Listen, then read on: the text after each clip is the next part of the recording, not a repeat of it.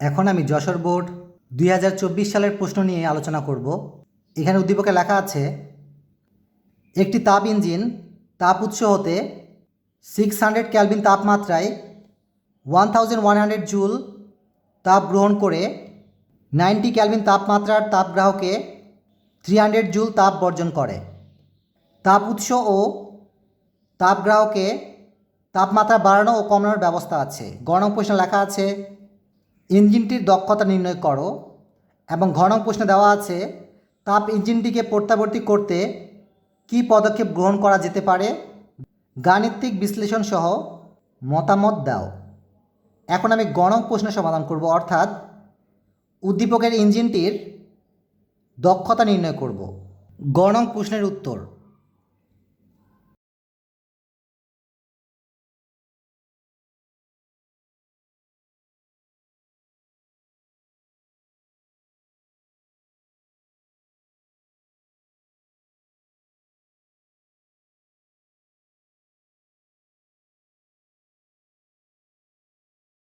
এই অঙ্কিত চিত্রটি একটু খেয়াল করুন। এটি হচ্ছে উদ্দীপক অনুসারে একটি তাপ ইঞ্জিনের চিত্র, যেখানে ইঞ্জিনটির তাপ উৎসের পরিমাণ দেওয়া আছে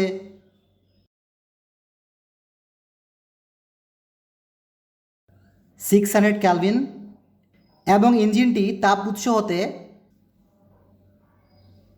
Q1 পরিমাণ তাপ শোষণ করে, যার মান উদ্দীপকে দেওয়া আছে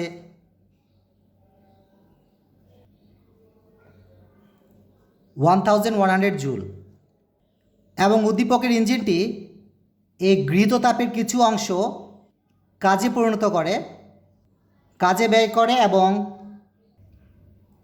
Q2 পরিমাণ তাপ অর্থাৎ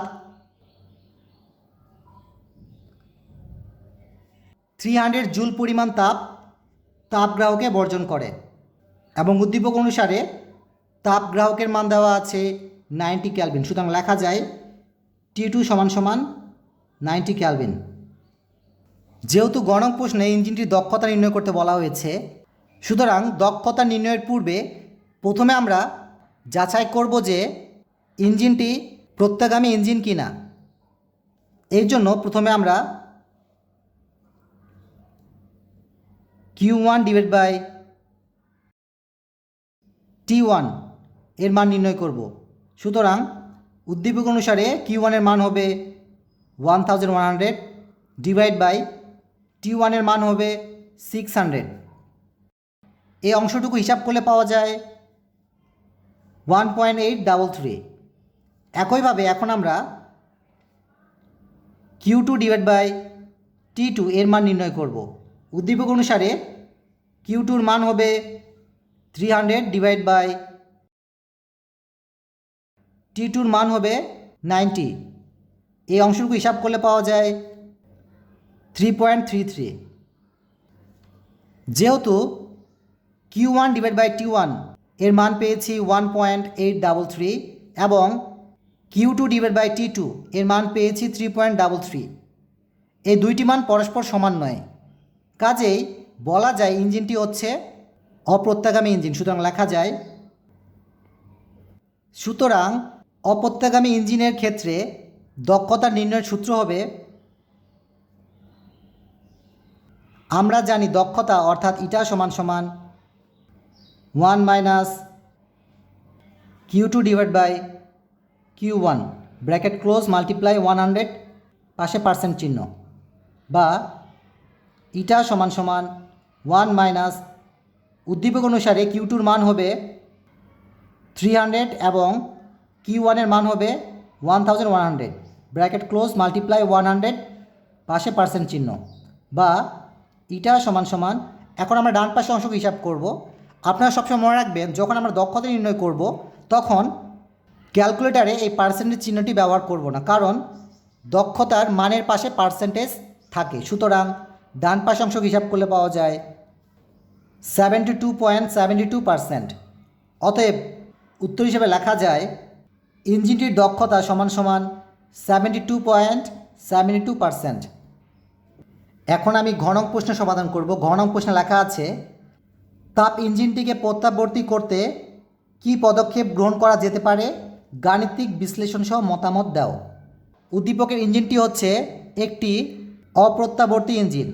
এই উদ্দীপকের ইঞ্জিনটিকে এখন আমরা প্রত্যাবর্তী ইঞ্জিনে রূপান্তর করব। আপনারা মনে রাখবেন, কোনো ইঞ্জিনকে প্রত্যাবর্তী করতে দুইটি পদক্ষেপ গ্রহণ করা যেতে পারে। প্রথমটি হচ্ছে তাপ উৎসের পরিমাণ পরিবর্তন করে ইঞ্জিনটিকে প্রত্যাবর্তী করা যেতে পারে, এবং দ্বিতীয় পদক্ষেপ হচ্ছে ইঞ্জিনটির তাপগ্রাহকের পরিমাণ পরিবর্তন করে ইঞ্জিনটিকে প্রত্যাবর্তী ইঞ্জিনে রূপান্তর করা যেতে পারে। সুতরাং ঘ নং প্রশ্নের উত্তরে লেখা যায় পদক্ষেপ 1, তাপ উৎসের তাপমাত্রা পরিবর্তন করে ইঞ্জিনটিকে প্রত্যাবর্তী করা যেতে পারে।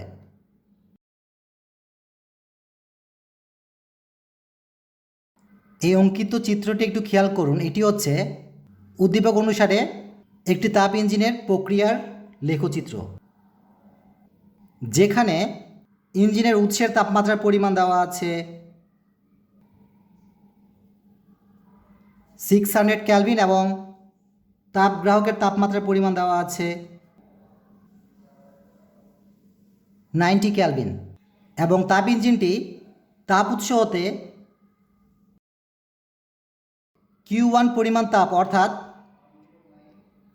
1100 জুল পরিমাণ তাপ শোষণ করে এবং এই শোষিত তাপ শক্তি দিয়ে কাজ সম্পন্ন করে, এবং Q2 পরিমাণ তাপ অর্থাৎ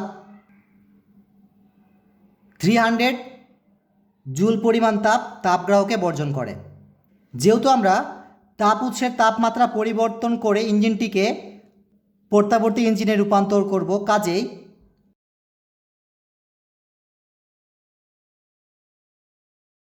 আমরা T1 এর মান নির্ণয় করব, যেখানে Q1 এর মান থাকবে 1100 জুল এবং T2 মান থাকবে 90 ক্যালভিন এবং Q2 মান থাকবে 300 জুল।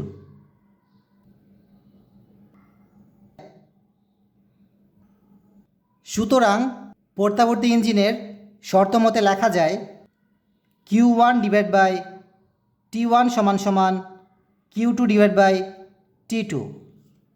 যেহেতু আমরা তাপ উৎসের পরিমাণ নির্ণয় করব, কাজেই বলা যায় T1 এর মান নির্ণয় করব। এখন আমরা ক্রস মাল্টিপ্লিকেশন করব, অর্থাৎ T1 এর সাথে Q2 মাল্টিপ্লাই হয়ে যাবে। সুতরাং লেখা যায় T1 মাল্টিপ্লাই Q2। একইভাবে Q1 এর সাথে T2 মাল্টিপ্লাই হয়ে যাবে। সুতরাং লেখা যায় Q1 মাল্টিপ্লাই T2। যেহেতু আমরা T1 এর মান নির্ণয় করব এবং T1 এর সাথে Q2 গুণ অবস্থায় আছে, যা ডান পাশে গিয়ে ভাগ হয়ে যাবে। সুতরাং লেখা যায় T1 সমান সমান Q1 multiply T2 divide by Q2, বা T1 সমান সমান, এখন আমরা Q1 এর মান দিব, যা উদ্দীপক অনুসারে পেয়েছি 1100, কাজেই Q1 এর পরিবর্তে 1100 দিব, মাল্টিপ্লাই T2 মান হবে 90 এবং Q2 মান দিব 300, বা T1 সমান সমান ডান পাশ অংশকে হিসাব করলে পাওয়া যায় 330 ক্যালভিন। সুতরাং যদি আমরা তাপ উৎসের তাপমাত্রা 303 ক্যালভিনে উন্নীত করি, তখন এই ইঞ্জিনটি হবে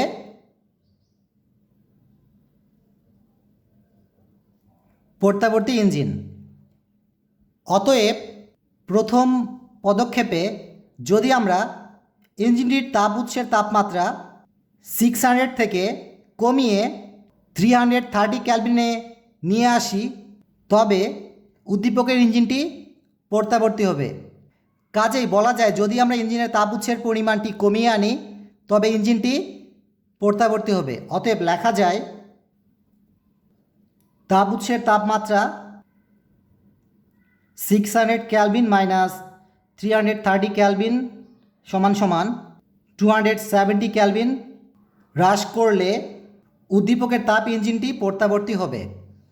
এখন আমরা দ্বিতীয় পদক্ষেপ অবলম্বন করে উদ্দীপকের ইঞ্জিনটিকে প্রত্যাবর্তী ইঞ্জিনে রূপান্তর করব। সুতরাং লেখা যায় পদক্ষেপ 2, তাপগ্রাহকের তাপমাত্রা পরিবর্তন করে ইঞ্জিনটিকে প্রত্যাবর্তী করা যেতে পারে।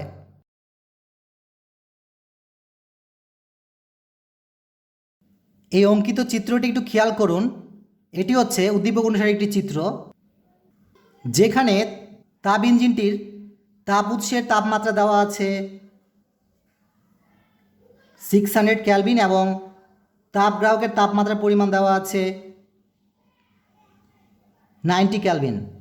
এবং উদ্দীপকে আরও উল্লেখ আছে ইঞ্জিনটি তাপ উৎস হতে Q1 পরিমাণ তাপ অর্থাৎ 1100 জুল পরিমাণ তাপ শোষণ করে এবং তাপ গ্রাহকে Q2 পরিমাণ তাপ অর্থাৎ 300 জুল পরিমাণ তাপ বর্জন করে। যেহেতু আমরা তাপ গ্রাহকের তাপমাত্রা পরিবর্তন করে ইঞ্জিনটিকে প্রত্যাবর্তী ইঞ্জিনে রূপান্তর করব, এই জন্য আমরা মূলত নির্ণয় করব তাপ গ্রাহকের তাপমাত্রা কত হলে ইঞ্জিনটি প্রত্যাবর্তী ইঞ্জিন হবে।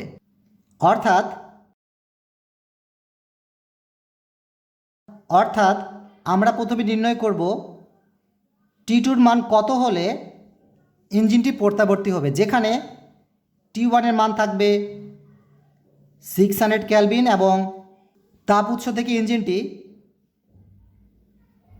1100 জুল পরিমাণ তাপ শোষণ করে এবং পরবর্তীতে ইঞ্জিনটি Q2 পরিমাণ তাপ অর্থাৎ 300 জুল পরিমাণ তাপ বর্জন করে। যেহেতু আমরা তাপ গ্রাহকের তাপমাত্রা কত হলে ইঞ্জিনটি প্রত্যাবর্তী হবে, সুতরাং প্রত্যাবর্তী ইঞ্জিনের শর্ত অনুসারে লেখা যায়, আমরা জানি Q1 ডিভাইড বাই T1 সমান সমান Q2 ডিভাইড বাই T2। যেহেতু আমরা T2-র মান নির্ণয় করব, কাজেই এখন আমরা ক্রস মাল্টিপ্লিকেশন করব, অর্থাৎ Q1-এর সাথে T2 মাল্টিপ্লাই করব। সুতরাং লেখা যায় Q1 মাল্টিপ্লাই T2 সমান সমান T1-এর সাথে Q2 মাল্টিপ্লাই হয়ে যাবে, সুতরাং লেখা যায় T1 মাল্টিপ্লাই Q2। যেহেতু আমরা T2-র মান নির্ণয় করব এবং T2-র সাথে Q1 গুণ অবস্থায় রয়েছে, যা ডান পাশে গিয়ে ভাগ হয়ে যাবে, সুতরাং বাম পাশে থাকে T2 সমান সমান ডান পাশে হবে T1 multiply Q2 divide by বা T2 সমান সমান,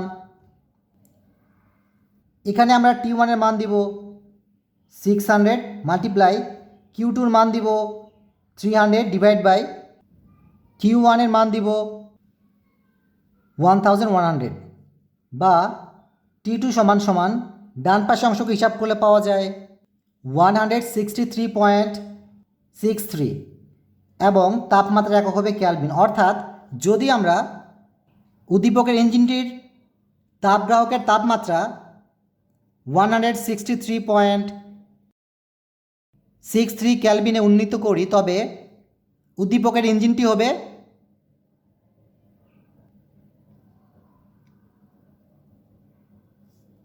প্রত্যাবর্তী ইঞ্জিন। সুতরাং বলা যায়, যদি আমরা উদ্দীপকের ইঞ্জিনটির তাপ গ্রাহকের তাপমাত্রা 90 ক্যালভিন থেকে 163.63 ক্যালভিনে উন্নীত করি, তবে উদ্দীপকের ইঞ্জিনটি হবে প্রত্যাবর্তী ইঞ্জিন। অতএব তাপ গ্রাহকের তাপমাত্রা 163.6 ক্যালভিন মাইনাস 90 ক্যালভিন সমান সমান 73.63 ক্যালভিন বৃদ্ধি করলে উদ্দীপকের তাপ ইঞ্জিনটি প্রত্যাবর্তী হবে। সকলকে ধন্যবাদ দেই সুন্দরভাবে শোনার জন্য।